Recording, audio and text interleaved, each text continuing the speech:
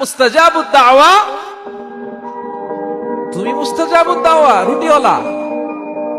আমি এত বছর হাদিস পড়াই, আমিও তো মুস্তাজাবুদ দাওয়া না। আর তুমি রুটি বেচো বাজারে, তুমি মুস্তাজাবুদ দাওয়া। তুমি দোয়া করলে সব কবুল হয়ে যায়। যুবক বলে, না আনা মুস্তাজাবুদ দাওয়া। আমি আমার জীবনে যত দোয়া করেছি কবুল করে নিয়েছে কে? সব দোয়া কবুল করে নিয়েছে আল্লাহ, একটা দোয়া ছাড়া। কয়টা? আহমদ ইবনে হাম্বলের কৌতূহল, কিউরিয়াসিটি আরো বেড়ে গেল। কি? সব দোয়া কবুল হয়েছে, একটা দোয়া ছাড়া। মাযালিকা দুআ ইয়া শাব, কি সেই দোয়া?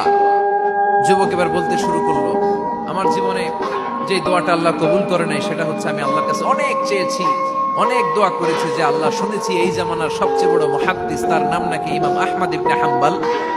আল্লাহ, তোমার কাছে আমার চাওয়া, আমি যেন এই ইমাম আহমদ ইবনে হাম্বলরে দেখে মরতে পারি। আমি যেন ইমাম আহমদ ইবনে হাম্বলের হাতে হাত রেখে মুসাফা করতে পারি আর তার কপালে একটা চুমু এঁকে দিতে পারি।